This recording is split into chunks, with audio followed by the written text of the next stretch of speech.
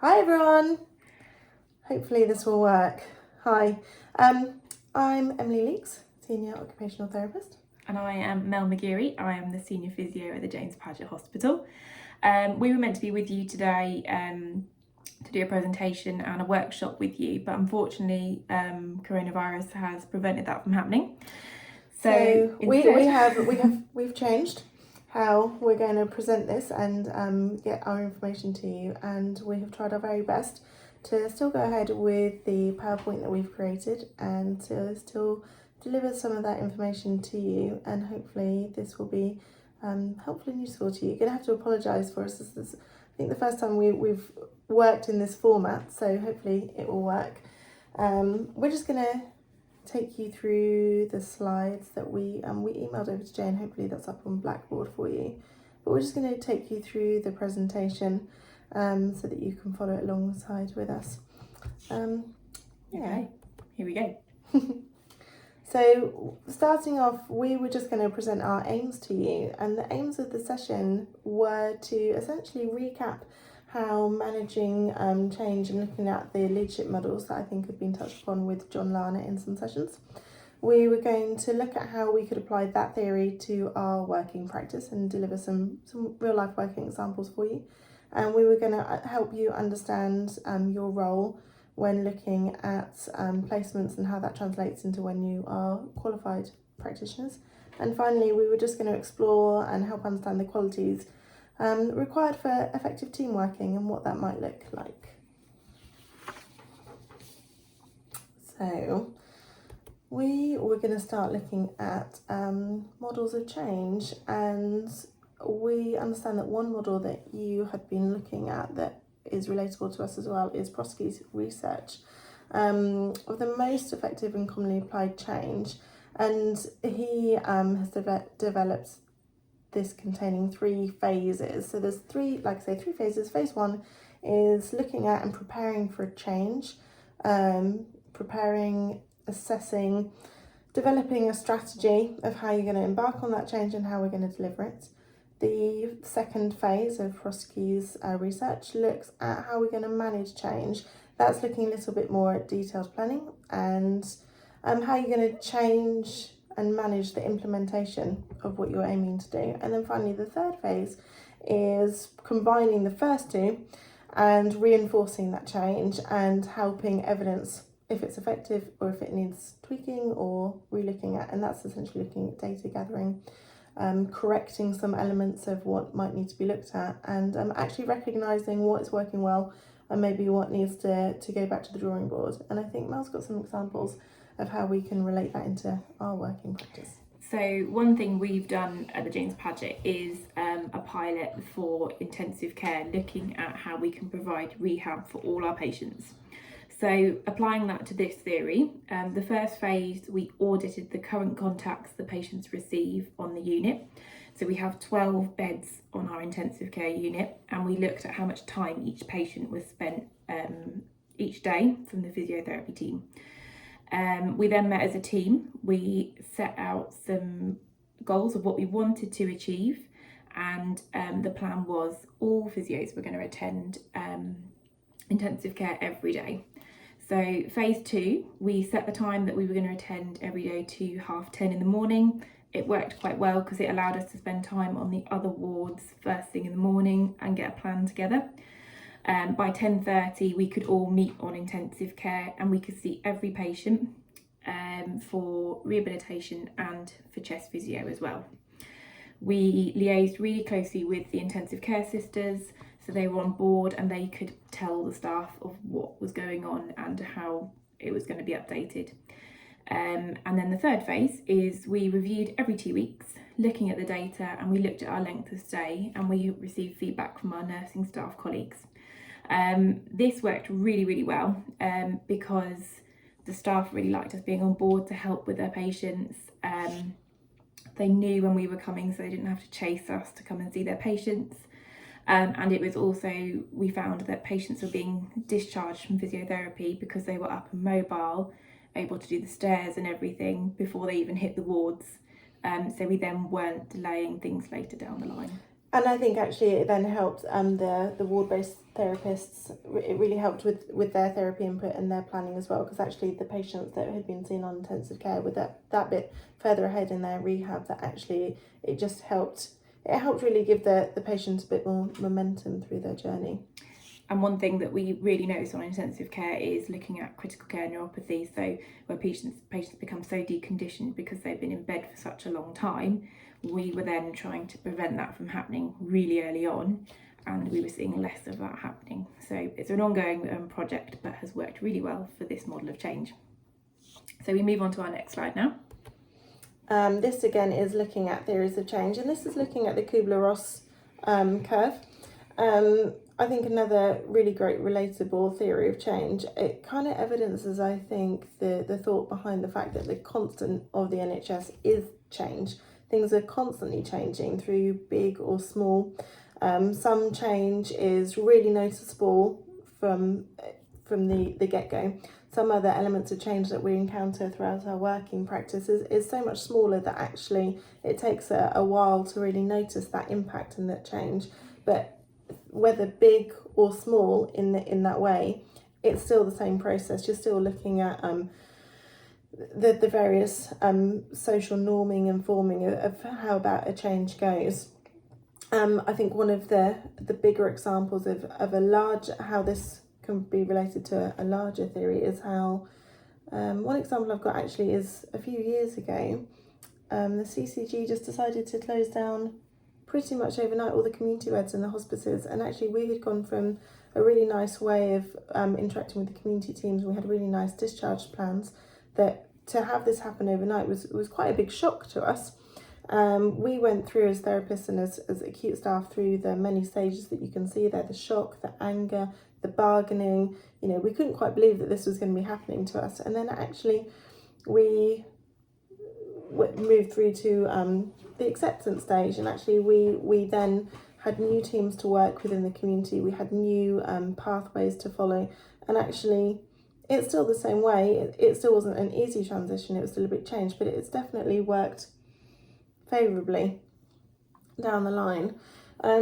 Smaller changes can be things like, well, we as a team reviewed how effective we were in the morning and how well we were getting ourselves started, and we would have a morning meeting at around 8:30 where we would go to the wards, look at what was going on, get some figures and some numbers, and look at what was going to be needed to do for the day. But we realised actually that half an hour in the day in the morning was a lot of time lost for a lot of us.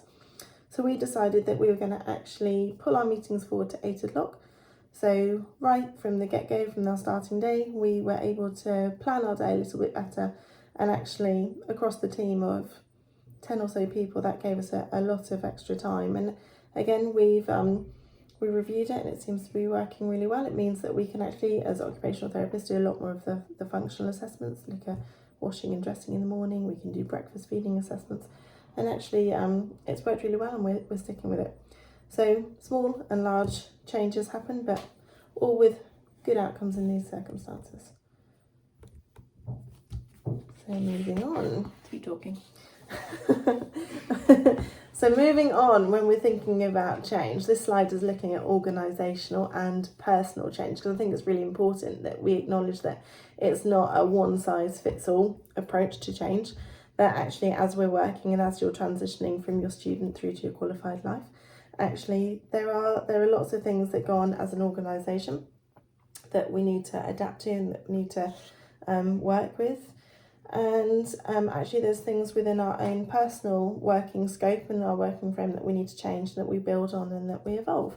So at the James Padgett recently, I suppose it was last year, about sort of October time, we got some new management in, and they were actually really proactive. They set up at the James Padgett something called People's Padgett, and it was an online conversation essentially. And what it did is it gave all the staff members that worked at the James Padgett, no matter what discipline, therapists, doctors, domestic staff, admin staff, whoever, it gave everyone the opportunity to go online and put forward their thoughts, feelings, questions, queries about absolutely anything. It could be around seating in the canteen, or the sort of paper that we use for recycling. It just gave everyone a voice, and actually following from that, we have been able to actually demonstrate and implement quite a lot of changes.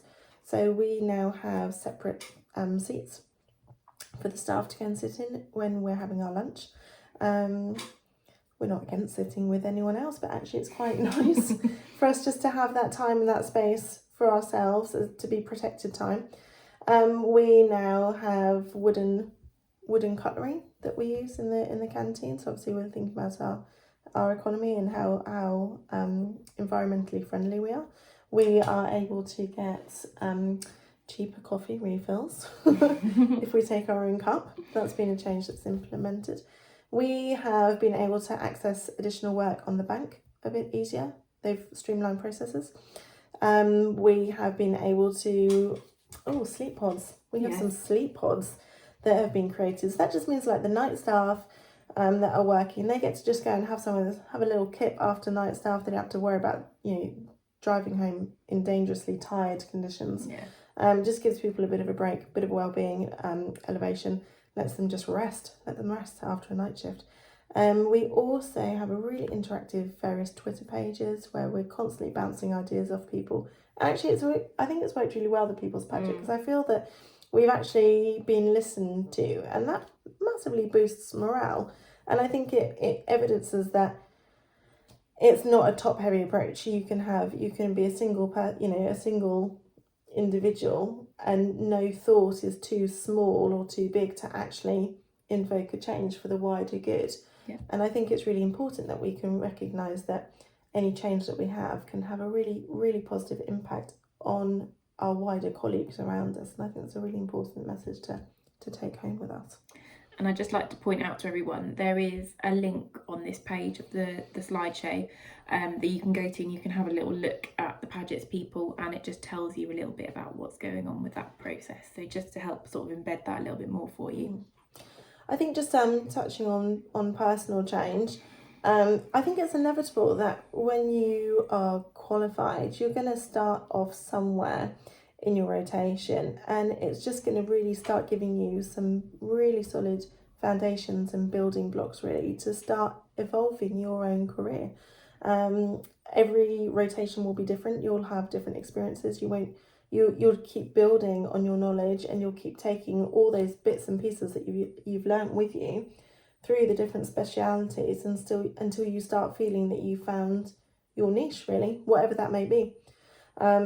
And again, those I think are changes that can evolve really subtly, or sometimes you might be involved, like we've been before, in quite a significant case where we've been able to reflect back really and actually adapt quite a lot of our working practice. So it's surprising how it happens, but be ready for it. Okay. Next slide.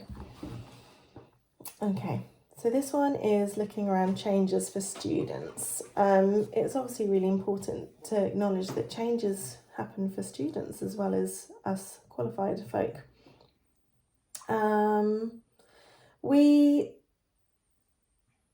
listen to what our students say on a similar level to the Paget's people. We definitely, as a department and as a trust, really value students, really value their inputs.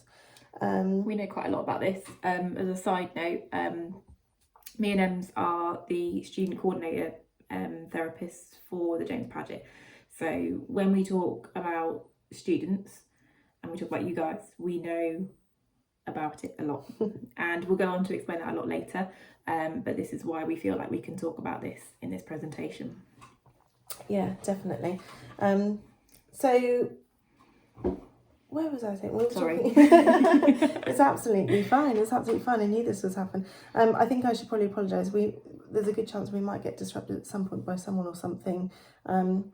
So what we're talking about, change for students, it's important from our student day, to acknowledge and appreciate change, and that we should have that fundamental skill from a student to be able to evaluate benefits of change. Like I say, we listen, we learn, and we implement our student ideas where we can, definitely.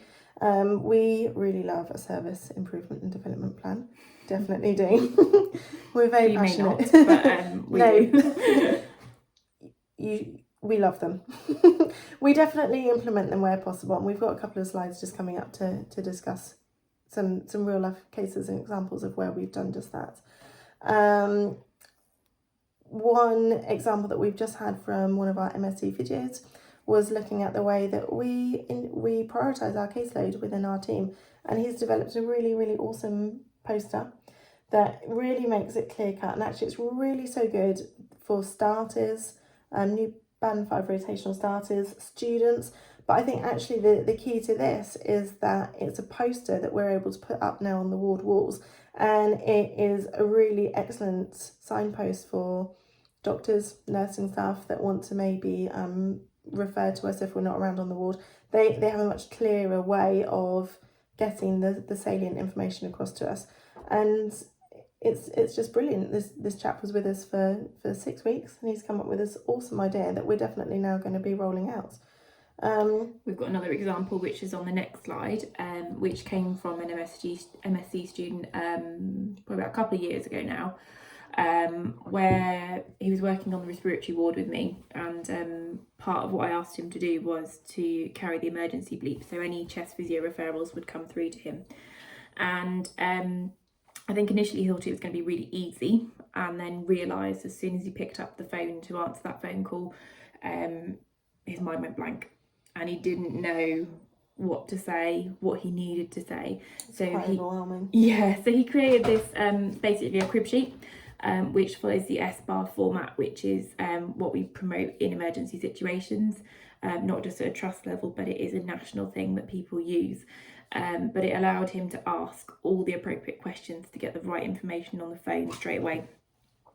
And it's something that we really liked, and we used it with our Band 5s as well. So any new Band 5s coming onto the on-call rota, they can have this, they can take it home. If anyone phones them in the middle of the night, they've got a really good crib sheet that they can just work from. It gives them so much confidence, doesn't it? Yeah. Feel so much more confident in what can be a really nerve-wracking and overwhelming situation, I think, when you venture into that on-call situation. So yeah, it's an excellent example. But I think the key is that we all have a part to play in service improvement. It's not a top-heavy situation. It's not something that is led from management. It's literally working on the ground up that we're able to make those changes and implement them. So you'll be able to just see on the next slide that there's the sheet that Mel was just talking about. It's got the questions, and I think that's an actual real life copy of the sheet that is used. it is. Yeah. So you'll be able to actually see the working practice that's right there. Okay. So we next come on to, we're still talking about change, but we're talking about it within the NHS. We know partly what we're talking about you today is change in the practical environment, which can be applied right from student right through to when you're qualified.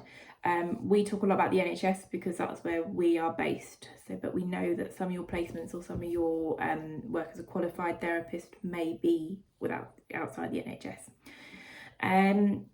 So we know that change can be interpreted in different ways, but change needs to happen.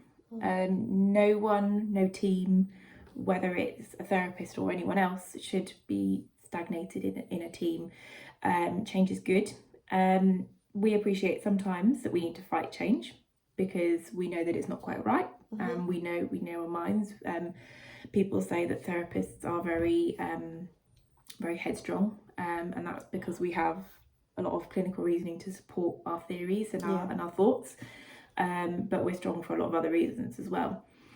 So with the powers of NHS, we have the NHSI, which is the NHS Improvement Campaign, which looks across as a national level to promote change, and it provides opportunities where people can go to conferences, they can listen, they can use resources online to help kind of standardise change, because we know that every trust is going to be different, but there is some things that should be across the board, and it really helps that way.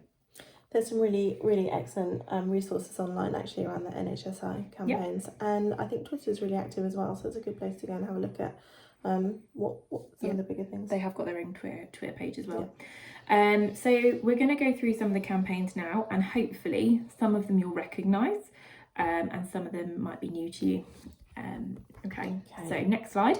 Our first one is NPJ paralysis. So this comes from NHSI. Basically does what it says on a tin. Talks about stopping people from being in their pyjamas or bed, in their pyjamas all day when they're in hospital. So a lot of people come into hospital and they become very institutionalised. They think that they mustn't get dressed. They think that they very much adopt the sick role. They definitely adopt that sick role. Yeah, and it's something that as therapists we absolutely love that this campaign came apart, and we really love it. It basically means that as anyone else, if you're unwell and you have a shower or a bath and you put your own clothes on, you feel more human. So much better. You feel so much better. You feel like you can actually take on the day. You feel like you can actually do something productive and constructive. As a side note, as a small example, I had a patient, fairly young lady. She was really disengaged with therapy. It was really, really sad. And actually what happened was we had a hairdresser. Sounds really simple. We had a hairdresser come on the ward and she was able to wash this patient's hair. Took her maybe 20 minutes, half an hour or so. And by the time that we were able to then go back and see her, she had lovely, clean, fresh, coiffed hair. And we then had the best therapy session that we'd ever had with her. We were able to get her standing up. We were able to get her taking a few steps. And we were actually able to make her feel so positive about what the future could hold for her. And it was down to simply just having her hair washed. And that's really, really powerful. That's really powerful. And I bet all you guys feel better when you've washed your hair too. Okay, you're familiar with that one. So, great example, Em. Thanks for that. Yeah, no, great. So we go on to the next slide, which is an NHSI, another one campaign which we call Fit to Sit. Basically, again, a really straightforward way of saying if people can sit, why not let them? So on this slide you'll see a photo of the James Paget ambulatory unit. So basically people who come into hospital who need hospital treatment but don't necessarily need to be in a hospital bed. For example, they might need to be seen by the early intervention team for a risk assessment, seen by a physio or an OT. They might need a dose of IV antibiotics, but don't need to stay in hospital. This can all be done, which is great because it means that we're not institutionalising patients from the get-go. Following on from this, the Paget also bought 10 wheelchairs which were specifically designed to encourage this Fit to Sit campaign. So basically if a patient needs to go to CT scanner, they go in a wheelchair if they can, as opposed to having to go on a bed, because you don't need to go on a bed. You can sit. You can sit, and then you get off at the other end, and then you lay down in the scanner. I think it's a lot more dignified. Yeah, a lot more dignified approach for patients. Yeah. In that situation. It means they can have a conversation with the porter. It means you can see where you're going as opposed to laying down flat. Exactly what I was going to say. You feel less vulnerable because you can actually be a slightly more control of the situation. Actually, it's had really great results, hasn't it? Yeah. Really so we're trying to promote that right from the front door, and it works brilliantly. Perfect. I think also going on from that is patients sitting out in chairs for their meals. Exactly where I'm just going. There is so much from that. Basically, hopefully, I know students sometimes like to have meals in bed, but hopefully you guys would appreciate that sitting up and having your meal in a chair is so much better for your not only your digestion, your senses, knowing what you're eating, engaging, being able to stay awake, because some of our patients fall asleep if we let them have their meals in bed. It means that we've been able to create a bit more of a social atmosphere on the ward as well. We've been able to pull some chairs and some small bedside tables together. So actually, patients within bays have been able to actually have lunch together, Yep. or breakfast together, or maybe their evening meal together. It just creates a little sense of normality. I was trying to think Whatever of a that different may word. Normality in a hospital situation. So the little things, but the good things as well. Okay. This campaign comes from a website called The Last 1,000 Days. Basically, have a little look at the video that I've created the link for on this page, but it is really it gets you a little bit. It's very emotive. It does touch It's very your heart. emotive. It's very thought-provoking. Yeah. So just to explain it, it basically talks about any patient. We don't know when our last 1,000 days will be. That doesn't have to just apply to our elderly population. Anyone could be on in their last 1,000 days, and we never know when that may be. So what it targets as, you don't want to spend your last 1,000 days being stuck in a hospital. So we're trying to draw where we can stop wasting time, and things can be done differently. Things can be done in their own home. So basically it's a philosophy that looks at change, and unless somebody changes something, nothing changes. And it's very easy to get in the mindset where you think, I can't change anything, but something has to start from somewhere. Sometimes it's just a question. It's just a question of saying, why is this being done now? Why can it not be done once that person has gone home? Yeah. Why do we need to do whatever it is now? Why can we not wait until that person is home before we look at whatever it is that we want to look at? And actually, I think it's helping to shift that mindset. And knowing what is important to that patient as well. I mean, where would you like to be in your last 1,000 days? And that can apply to a grandparent, a child, a sister. Yeah. And I'm pretty sure a lot of people will not stay in a hospital bed surrounded by people they don't know all day. No. So from this, two things have come about, and one is on the next slide is the Today model. So it's an acronym for time, ownership, diagnostics, actions, and you. I haven't necessarily created an example for this because for me it's quite self-explanatory when you read through the slide. We feel it's quite a nice reflective model, and I think actually there's probably lots of opportunities that you've experienced probably in your student and your academic time to date, or maybe your personal life as well, that actually you can relate this to, and certainly draw on and reflect on and take forward with you. So that's why we haven't looked at a specific example for this, because we feel it's quite a personal one. But hopefully you can use this for maybe some reflection on practice, any placement environment, or when you're a qualified physio or OT. Okay. And then the next one that comes from the last 1,000 days is the red to green. So basically what we're looking at here is that every day things that need to happen are marked in red, and the idea is that every item should turn green by the end of the day. Basically putting the patient at the centre of this picture, and that every patient or their relative or carer should be able to know 4 really important key questions. So knowing what's wrong with them, so what their diagnosis is, what's going to happen to that patient today. Do they need a scan? Do they need fluids? Do they need specific therapy? Yeah. Do they what do they need for that day? And what's going to change? So something. So for example, seeing a physiotherapist will help them mobilise further to the toilet to be able to do that with assistance of one, for example. What they need to get home, and when are they going home? So everyone should be able to have them 4 questions answered. It seems really simple, but also really important to every patient. Definitely. So with this comes patient safety, but also providing the right care in the right place. So we've kind of touched on this a little bit earlier, haven't we? Definitely. So knowing, does that patient need to be on IV antibiotics? Could they be on oral antibiotics and have their therapy at home? could they be seen by a community therapist Exactly. instead of waiting around in hospital? Exactly. I think it's the classic why question. Why is that happening? Why is it happening today? Or why has it not happened today? Why is it not happening?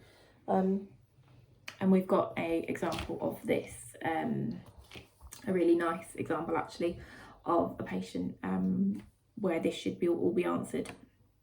So we've got, it's on the next slide, we've got patient Meredith, who was admitted with a pneumonia and a type 1 respiratory failure, so knowing why she's in hospital.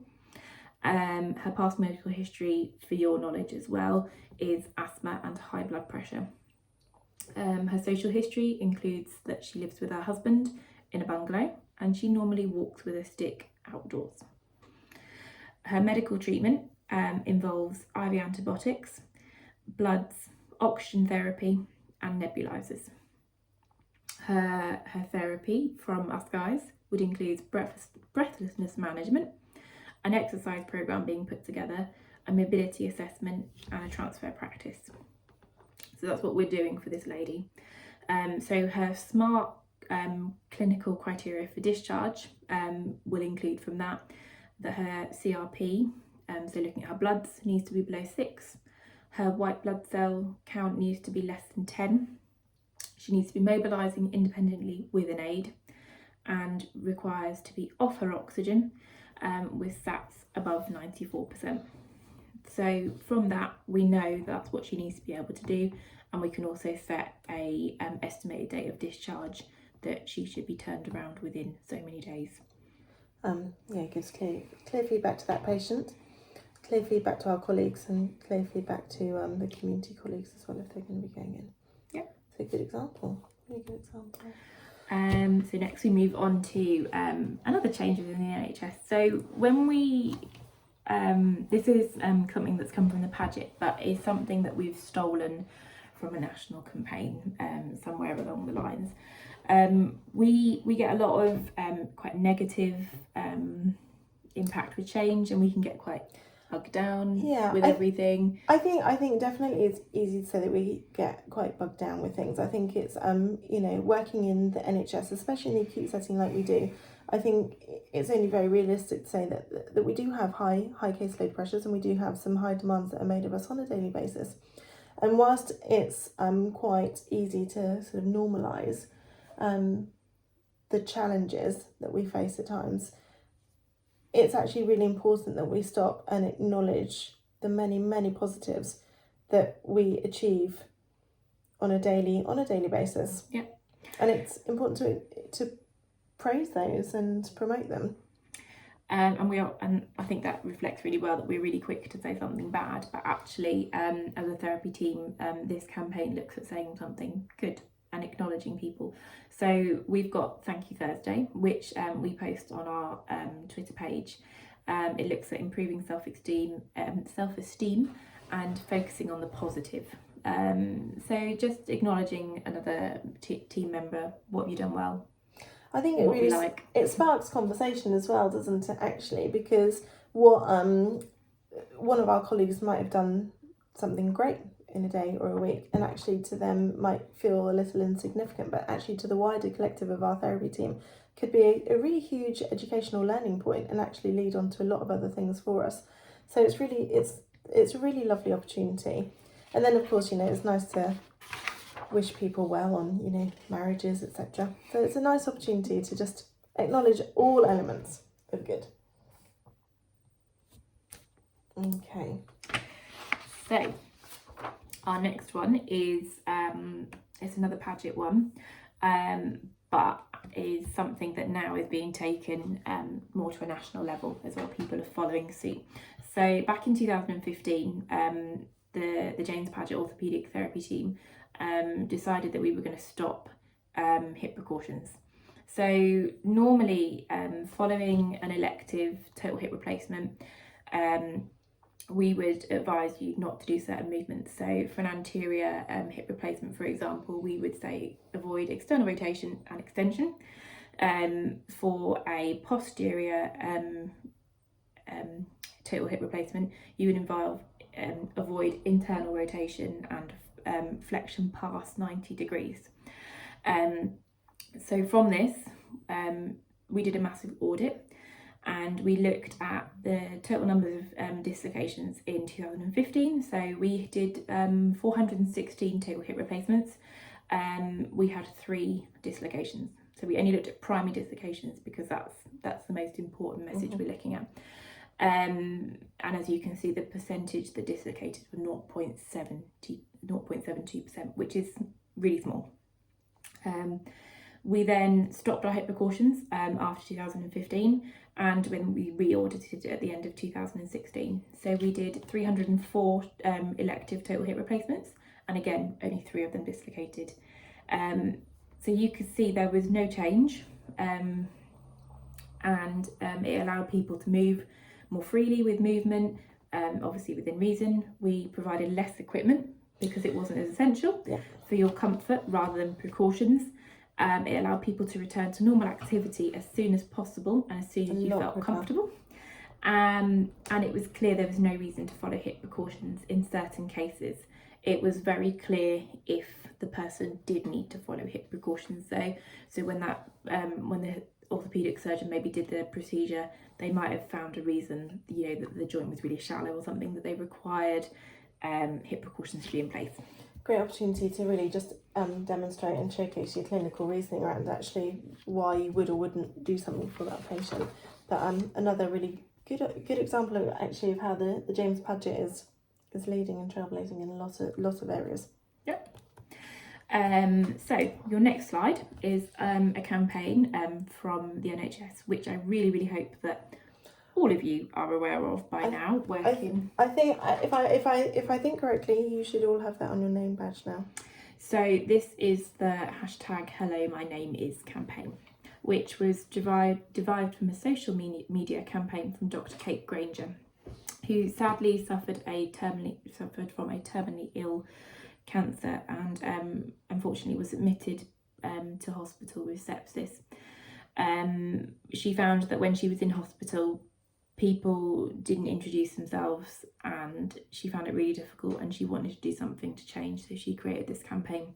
And from this we've got two examples which were given to us from people who we know. One was a patient who was 28 weeks pregnant, and she was experiencing Braxton Hicks at home. She kind of let it roll throughout the day. By the evening she rang her midwife, and they said if it doesn't settle within an hour from resting, you need to come in. She had to come into hospital to be examined and to make sure everything was okay. In that time when she was in hospital, she was seen by a doctor, a nurse and a healthcare assistant, all who were looking after her. The only person who actually introduced herself from her name and her role was the healthcare assistant and explained every step by step what she was doing. Sadly, this meant that a doctor had completed a very personal internal examination with the patient, and the patient didn't know the name of the doctor, her grade, or sadly what she was there to do. She was, it was quite a sad, vulnerable situation to be in. The second example is actually quite a positive example of a patient who got brought into A&E by an ambulance following a fall where she fell flat on her face, causing a lot of swelling and vision loss. So you then rely on your other senses, one being your hearing, and thankfully each member of staff introduced themselves with their name, their role, and what they intended to do with that patient. So it's a great example of Hello My Name Is. And I think this is what we were alluding to before. It's such a simplistic change that actually has such a huge impact on your patient and those around you, the families, friends, carers, who are involved in that patient's journey, to actually know who they're talking to. Really, really simple, but really, really, really important change. So moving on, we have 1% Gains, which is a self-reflection tool which you may have come across. I was going to say, I wonder if any of you have heard or considered 1% Gains in your work. So if you haven't heard of it or you're not quite sure what it is, we will talk through it with you. So basically, it's a method of looking at personal gains and how you can change yourself, but you can also do it as part of a team. So it can have immediate impact on your work. It doesn't have to cost anything. It doesn't have to take any auditing or any time necessarily. It doesn't even need to really take a huge amount of planning, does it? No. Really, in It's ahead of time. just using self-reflection, what you want to change and how you can do it. So, for example, as a respiratory team, one of our therapists introduced us and said we need to do some 1% gains. This was particularly focused on the fact that we meet at 8 o'clock every morning, and we then meet again at 1 o'clock straight after lunch. Both of these meetings never were quite on time. Never quite as prompt as they could be, would they? There's always a little delay after lunch, or a little... Someone might be running late, someone might be faffing around, not prioritising that we needed to get on with our days. So basically, it talked about how even if 5 minutes of a day of every therapist, so you could say 5 minutes of 10 therapists, were wasted in the morning and in the afternoon. So that's 10 minutes for 10 therapists every day, which is a lot of time that can be spent doing a lot more important things than standing around. If you consider that there's 10 minutes for 10 therapists across your working week versus across your month and across your year, actually 5 minutes might not sound a huge amount in the course of a day. Course of a day, but actually relating it to, like I say, a month or a year, actually that's a significant amount of time, actually, and that's an easy reflective change that you can make to adapt to a situation. So from that, we set an alarm as a team, and the meeting would start promptly 8 o'clock, 1 o'clock. No matter who was there, it would go ahead, and so we'd get on and move forward with our day. And it worked really well. And it still continues to work well. And we work really well as therapists. Yeah, absolutely. So we now talk about students in the practical environment. This we thought was important because it applies to you guys. As I mentioned earlier, me and Ems are the placement provider coordinators for the James Paget. And we love it. And we like to make sure we're implementing change for you guys for the better. So we meet up with the UEA twice a year and look how we can best support you in the clinical areas when you're on placement. In the past, we've looked at communication, reasonable adjustments, and how we help manage students with learning disabilities, providing the best placements we can. We've looked at resilience as well. We've done really big sessions on helping support resilience for students in our placements. But we're always evolving and learning from other placement providers for how we can change for the better. Therefore, for example, the James Paget, we've created a welcome pack. So whenever you start a new placement, you have questions, and they're normally the same questions that you need to know, so it helps kind of settle them anxieties of knowing what's to come. So it's a standardised welcome pack that we send out to everyone, and it just answers all the basic questions like, here's a map, here's where you're going to be meeting us, this is what time you're going to start, this is the name of your educator. Yeah, this is where you can get car park, where you can get your lunch, where you have to wear uniform, where you can store your personal belongings. All of it in a tin, so we don't have to duplicate work and repeat ourselves. We also provide a student induction and a debrief, so we will meet you on your first morning and your last day, just to make sure that we're touching all bases, so making sure that we sign all the paperwork that you need to do. We make sure that you're happy, that you know that other students are on placement with you at this time. We encourage like joint shared lunches. We encourage just actually you spending a bit more time together. We certainly as qualified practitioners will spend lunches, etc., and learning opportunities with each other, and we definitely encourage that for students as well. These placements are your times with us or with the other placement providers to extract really all the information that you need and all the opportunities that are available for you. And we find that our inductions are a really good way of helping highlight those to you, and also it just means that we're another friendly face really in case there's any additional questions along the way that you or your educators have. It's also really important, I think, because I was going to say quite a few students we have, it's actually their very first time they've ever been in an acute setting, and it's again quite overwhelming. And I think actually having a group induction is really nice, because I think some feedback we've had is that it gives you all a bit more confidence to ask some of what you feel might be the sillier questions, and actually it kind of gives everyone a bit of confidence to know that if there's one of you thinking something, there's probably 5 or 6 of you thinking the same thing. But they're really good.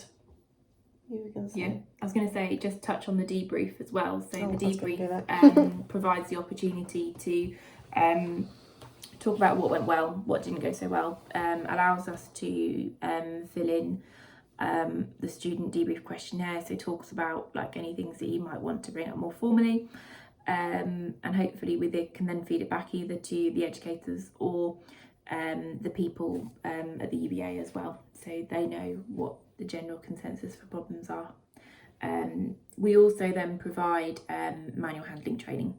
So one thing that we were getting really frequently was students come onto placement and they say, I don't understand a lot about manual handling. I feel that's quite a weakness, that we don't get a lot of opportunities at UEA. And we understand that being in the UEA isn't the same as being in a hospital or hands-on experience, definitely. any practical environment where you actually have a patient who cannot stand or needs to use some equipment to help them.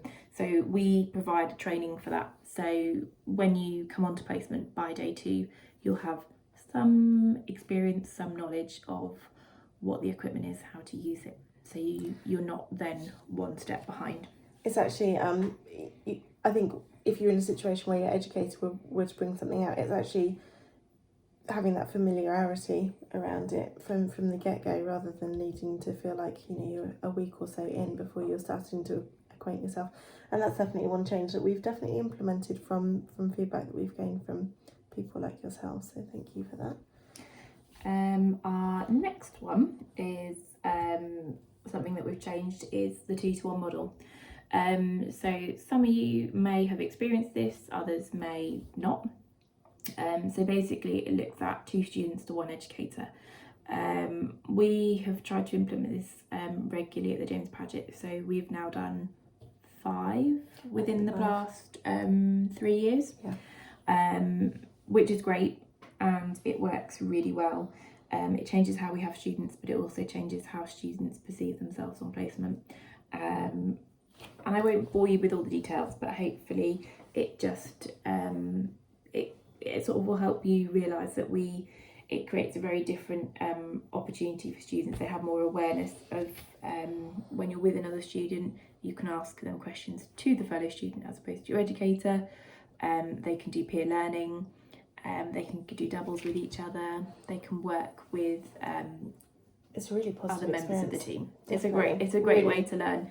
And rather than people feeling like they're having to share an educator, they're actually provided with an opportunity where they can learn so much from each other, as well as an educator who's there to help coach them through that situation. So I hope that you get the opportunity at some point in your placements to experience it, but also we're encouraging you not to be put off by that situation. I think that kind of just leads into our last point there, is about student opportunities.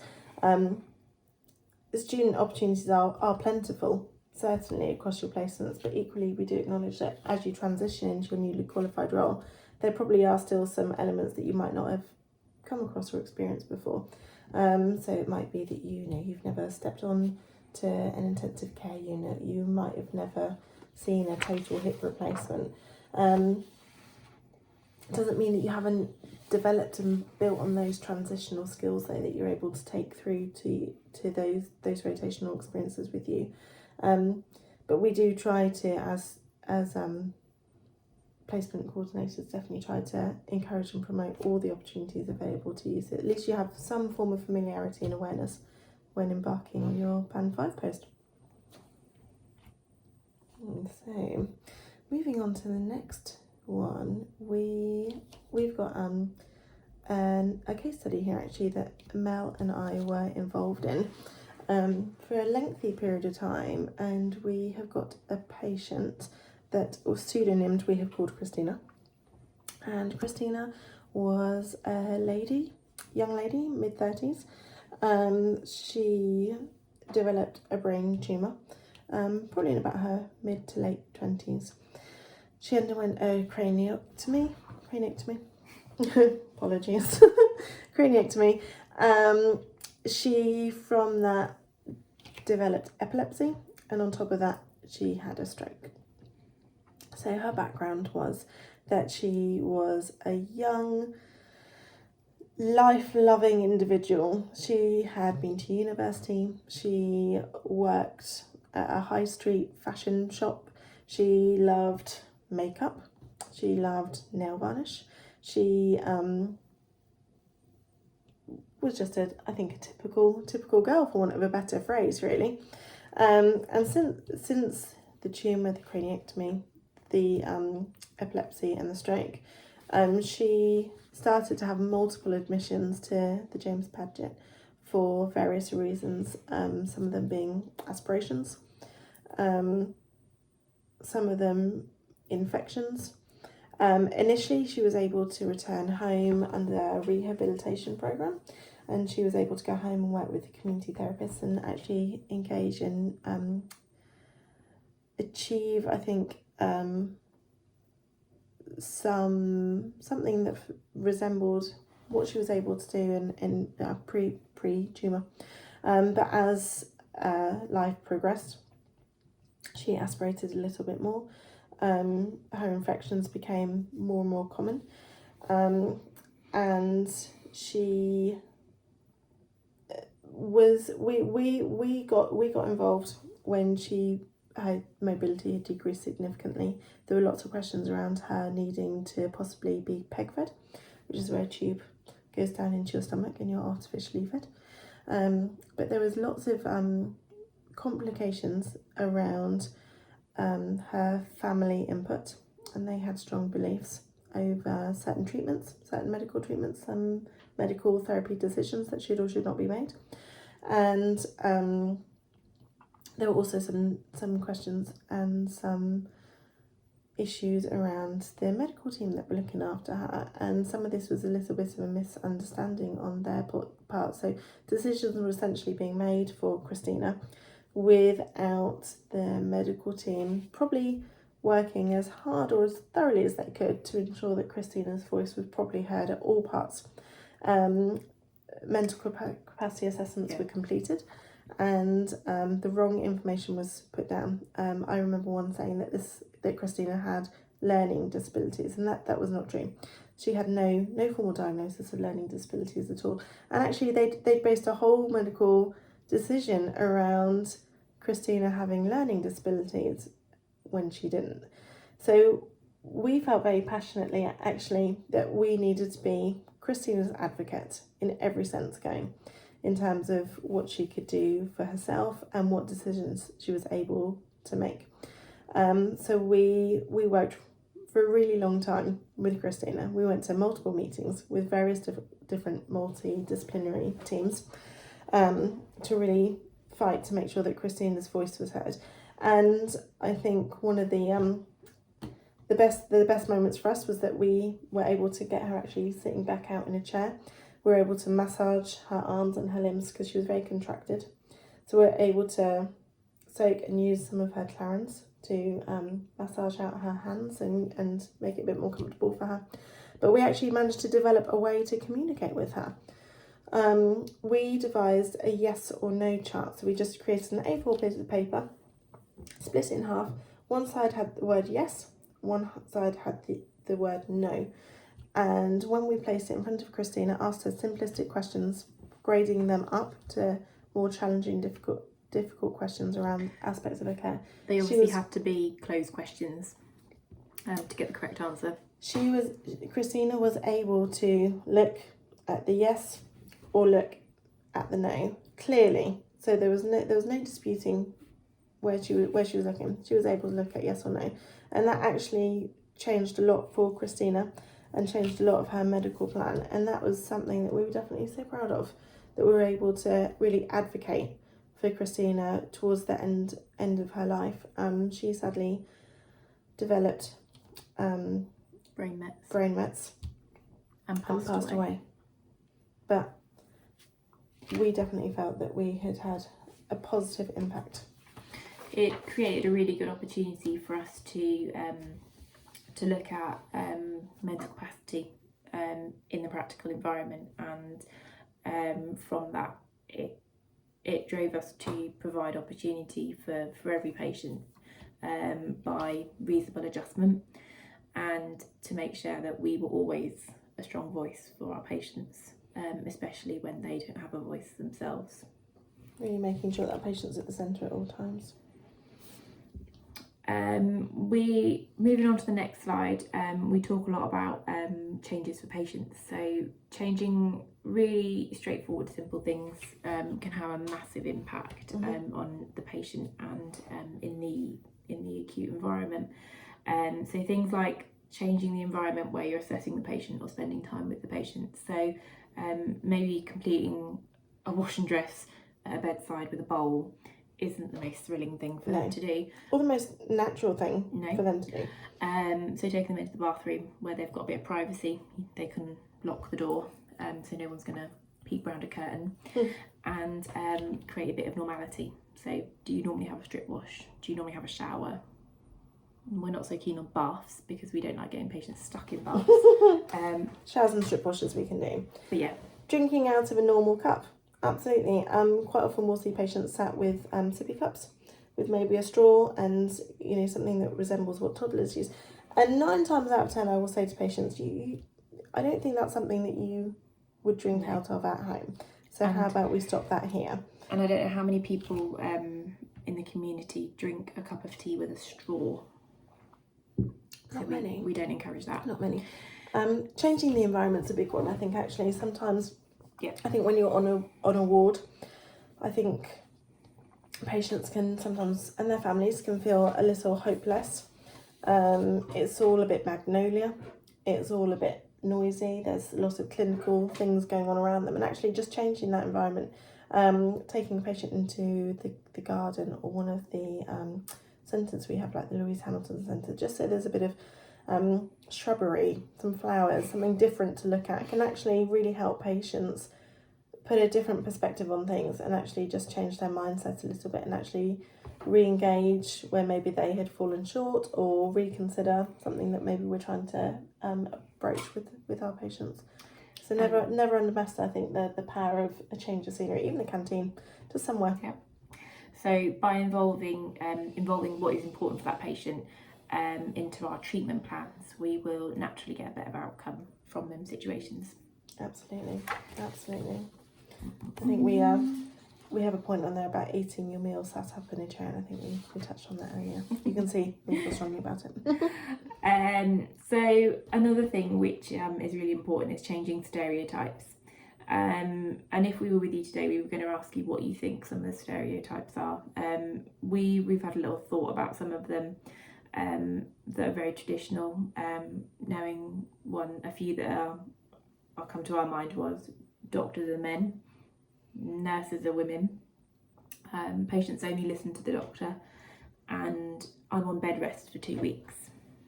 Or another one is that maybe the older population think that they're going to go and get some convalescence before they go home. They are stereotypical stereotypes. So naturally now we like to change stereotypes. So we now see allied health professionals working in management roles. We have a lot more females working in management roles in general in the NHS. Yes, we do. And therapists on a ward-based level will lead ward rounds, and you will get therapy-led discharges, as opposed to medical-led discharges. So, for example, the stroke therapy team leads their weekly MDT, looking at every patient on the ward and making a plan for the week for that patient. by changing stereotypes, we can focus on what's important for the patient, and as I said earlier, when you involve this in the treatment plans for them, we get much better outcomes. Yeah, absolutely. It's about education on all levels. Yeah. So, one thing we'd like to touch base on for you is something that you may not have heard of. It's something fairly new to the James Padgett, is the Integrated Discharge Hub. So up until recently, therapists at the James Padgett Hospital used to have to juggle spending therapy with their patients, but also planning on how we're going to get that patient home and coordinating the care. Absolutely. Knowing where they were going to go on discharge. So it's quite a lot to do. So in 2018, the James Padgett piloted the Integrated Discharge Team, which is a team made up of social workers, community therapists, James Padgett therapists, trusted assessors. The idea is that working together to coordinate a discharge, so therapists actually working on the wards can spend more time doing therapy. They don't have to be phoning numerous care agencies. They don't have to be phoning reopenment services. They don't have to be liaising around times. They don't have to be playing phone tag with a lot of people. Like Mel says, the idea was that it would just take away the admin side of things, to want a better phrase, really, from the ward staff, so that the ward therapists were able to really do a lot more goal setting, a lot more graded activity. Differently, more functional approaches. So from this, we noticed we had a reduction in length of stay. We increased patient flow across the hospital, and as we said earlier, therapy was the focus of therapists. I think it was really good because within the hub, when we spent some time there, we were actually really able to advocate for therapists and actually really provide a bit more education for our colleagues around why certain decisions had to be made by therapists, or why there were certain timeframes around. And that was really positive and empowering for us to be able to provide that insight for others. So, moving on to the next slide, and we're starting to look at leadership. I think leadership is quite a difficult topic for students to get their head around, mainly because you've been introduced to theory around leadership in this module that you've already been doing at the UEA. But at some point you might have questioned, why do I need to know about leadership in the start of my career? You might think, when am I going to lead anyone? When am I going to broach on this? But actually, I think you'll be more surprised. So maybe when you start working, or even when you're a student, you have a team leader, and their role is to be a leader, and nobody else is, and they will lead you day by day, week by week, nothing else. However, it's not the case. So from when you're a student on placement, or a qualified Band 5, or you're a Band 6, you will always need leadership skills at some level. So when you're on placement, your educator is your leader. They create your plan, they delegate your caseload, and they provide teaching opportunities for you. As you progress through your placements, you notice that your role will change, and your teacher becomes your coach. Your educator may plan some days for you, working out your caseload, leading in doubles, and then these situations change, and you lead the double sessions. You make the plan. And you make the plan for the day.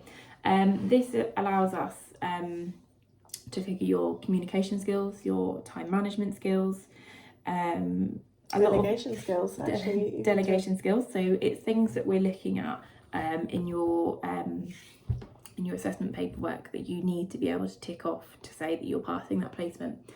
So, for example,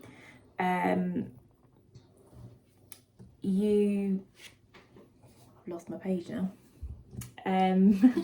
Talking about, I think, the day one fractured neck of femur patients post-operatively. Yeah, so if you were with your educator on the orthopaedic ward, you would potentially go and see a day one fractured NOF patient. So a session that you would see with your educator, but the idea is that you will lead that session. You need to know your background about that patient, what they've come in with, what type of operation they've had, And this will provide the opportunity for your educator to look at all them skills that we've just been talking about.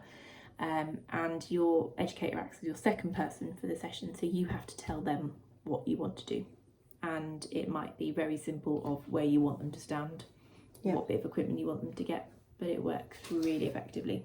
I think that's the same for both physiotherapy and occupational therapy students there as well. Okay.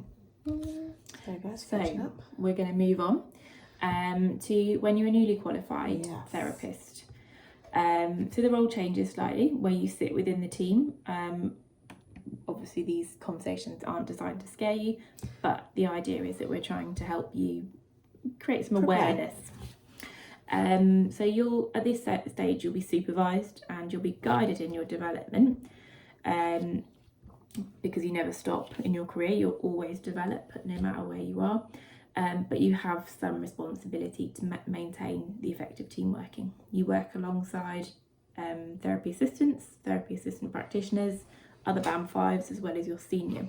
Other students as well, at that point, other students. In your day-to-day practice, you'll work on maybe one ward, maybe multiple wards in your clinical area where you'll not only need to plan, but you'll need to prioritise your day, but maybe someone else's, such as the therapy assistants. And the idea is you're providing safe care and effective discharge planning. For example, something we'd like to have discussed in a little bit more detail with you, but I'll give you an example anyway. You're based on a female surgical ward, which is a 28-bed unit, which includes gynecology patients, general surgery patients and gastro patients. You'll find that some patients come and go, they don't need your therapy input. Some will require post-op advice tailored to their surgery, some of which may have post-op complications.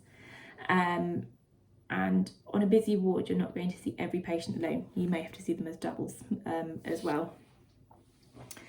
So I have a question for you. Something that I would ask to the Band 5 therapists, if they were coming for an interview with us, the ward that I've just described to you, you're working on a particular day with a therapy assistant practitioner. And you find that you have 24 patients requiring therapy input. 6 of them are doubles, 5 patients require chest physio, 2 have been seen by the on-call physiotherapist overnight. What would you do? Question is, what would you do? Pause the thought. Quite a lot to think about there.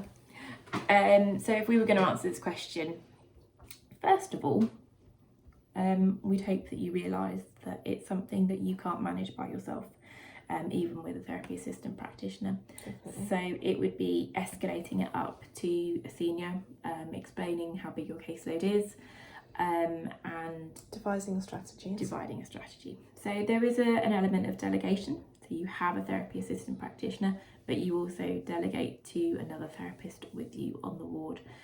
And it's also important that you prioritise. So your highest priorities will probably be your chest patients, so your ones that have been unwell and need that input to help keep them well, or potentially prevent them from becoming unwell. You'd hope to be having some form of handover from your colleague who saw them overnight. Yeah. To help fit into your plan for the day. You would also hope that you would also think about your well-being. So we're not expecting you to manage everything, and we're not expecting you to run ragged and not take a break and work late. So looking at your well-being is making sure that you still leave on time, that you switch off from work when you leave work, and you have methods of strategies to help manage you. Even if it's just walking off the ward and walking around the block for 2 or 3 minutes, how long it takes you to walk, it's a chance to clear your head, gain a different perspective and go back maybe with a fresher, different approach. They're all okay. We're not saying to do that every 15 minutes, but it's okay to consider. You get the gist. So that's a really clear example of leadership, because there is so many elements of taking control of a situation that applies to you as a Band 5. I think the leadership there as well, it's important to maybe consider the role modelling aspect. You know, you've got probably other qualifiers and students looking at you from guidance from the get-go before you probably realise. So you have to make sure you look after yourself. Okay. So also in leadership, not just as an individual therapist, you will work with different members of the therapy team, or even different members of the MDT. So in any session that you complete, you will have the patient at the centre of that situation. So some joints may be completed with a physiotherapist and an occupational therapist being there at the same time, but you have to have shared goals to achieve. So an example I've created here is something that I've completed recently. So I currently work on the stroke unit, and I've had a patient who's a left MCA infarct. Their symptoms include they are a dense hemiparesis of the right side to the upper and lower limb. They have expressive dysphagia, slow processing, and they are dyspraxic. I've completed my initial assessment by myself, but my second session I complete with an occupational therapist. In these circumstances, completing a joint assessment has so many benefits to combine your skills, and to allow you to both achieve your goals of that session, but also providing that high standard of care for that patient. I think it's important to remember that there's such benefit that patient's not going to get exhausted by trying to almost repeat the same task twice, once from a physio perspective, once from an occupational therapy perspective, actually. Yeah. So from this, you can split the session in half. So one person leads for the first half, giving instructions, and maybe leading it from one discipline to another, as opposed to both trying to talk to that patient at the same time, especially when we've got communication difficulties. If you've got two people talking at you from different directions, trying to give you instructions and maybe not allowing you time to process that information, it doesn't work. So having really clear goals, not just for the patient, but also in your session. Okay, Emily, you're going to talk for 10 minutes and then we're going to swap. Okay, it is leadership because it requires control of them situations and preventing you from wasting time and overloading that patient cognitively. Definitely a good time management skill there. Yeah, definitely. So this example, we're looking at creating, maintaining shared patient-centered goals, and the expectation to meet them goals fall to the whole MDT, not just one person. So definitely about that shared responsibility, isn't it? Yeah. And I think leadership is an interesting one because it can definitely have different masks and not just necessarily a one-person approach. Okay, where are we going? Thanks for staying with us so far. Yeah, we are nearly there, you'll be glad to know. The last point I just want to point out is obviously talking about senior therapists. We'll only touch on this very briefly because I don't think it will necessarily apply to you too much at the moment. But when you're looking at working as a senior therapist, you obviously have responsibility to your BAM 5s and your BAM 4s, your BAM 2s, whoever they may be, providing leadership and support for the team, but also providing leadership and support for your team leader. So you kind of work up and down the ladder to kind of make them decisions and aid development. Yeah. It's about advocating and supporting the department as well on a bigger scale. Yeah. Advocating for whoever you might need to, whenever you might need to. It's having a bit more of a lateral view really on the situation that you're involved in. Definitely.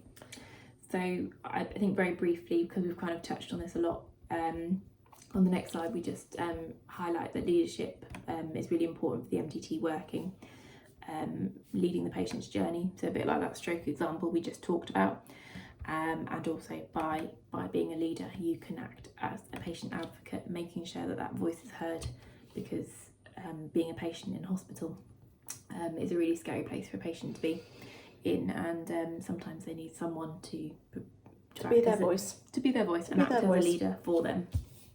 Yeah. We now move on. We're now moving on to looking at incorporating change and leadership into effective teamwork, be it when you're a student on placement or when you're newly qualified. I don't think we're going to dwell too much on this, but it's just nice to touch on. I'm sure you're all aware of some qualities that it might take to take into consideration, to support and be an effective team. Some of these considerations could be the size of the team that you're working in. You could be working in one rotational as one student where you have a team of 2, or you could be working in a team of 15. Very different approaches. You might be looking at how well you're effective your team is dependent on the size of the trust that you're working in. You could be looking at the skill set of the team. You could have some very skilled specialist team members, or you could have some people that are more rotational, generic. None of them unskilled by any stretch of the imagination, but just I think it's more with regards to the specialism I'm talking about there. Effective team working is looking at how well we've been talking about the cohesive working, especially across the disciplines of occupational therapy and physiotherapy. I don't think you can underestimate the power of that at all. The demands of the team. We've definitely touched on the fact that yes, we have our clinical demands, we have our patient flow to adhere to, we have our safe but timely discharges that we need to take into account, but equally we do have our non-clinical demands that are equally as important. I think it's okay to remind yourself as a student and newly qualified that your non-clinical demands are just as important to make a team work, grow and develop and be successful as the clinical work. So the demands of the team might be, if you're in the orthopaedic team, for example, you have a really good idea of how many planned elective therapies you've got, so you can incorporate that into your day. So you have a very different communication style to maybe a team that Mel's currently in the stroke team, I'm sure she said, and there's obviously no way at all of knowing who's going to come through the door having had a stroke, or who actually is going to have a new stroke as an inpatient already in the hospital. So that teamwork and those conversations need to be really quite different to the teams that have a more structure to their day or their plan or their working week. Priorities are probably different, organised differently, and the tasks are probably managed and handled in a different way. All teams have their different way of being effective, and I think it's a skill to learn as you rotate around and work in.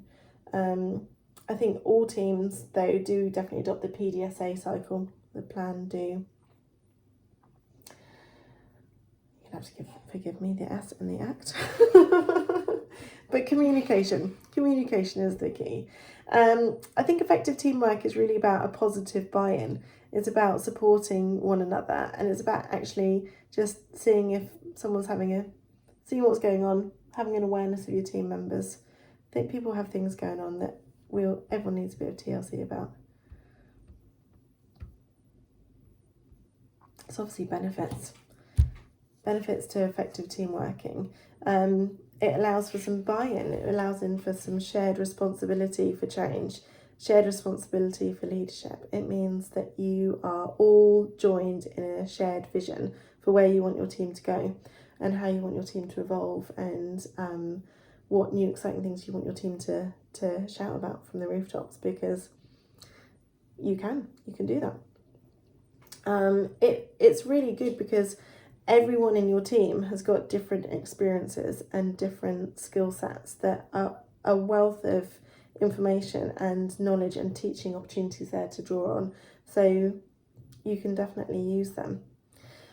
I think some challenges to effective teamwork are sometimes you do have a bit of a slow uptake on the buy-in. I think we'd both agree there. Sometimes it's a bit of a slower process to try and encourage people to get involved in, but it nonetheless normally gets there in the end. Time constraints is always a big one. I think we've made no secret throughout our time this evening, and I think through your placement and your experiences, that the NHS is under pressure, under constant evolving pressure. And I think actually no better time to be talking about pressure in the NHS than in the midst of a COVID-19 pandemic.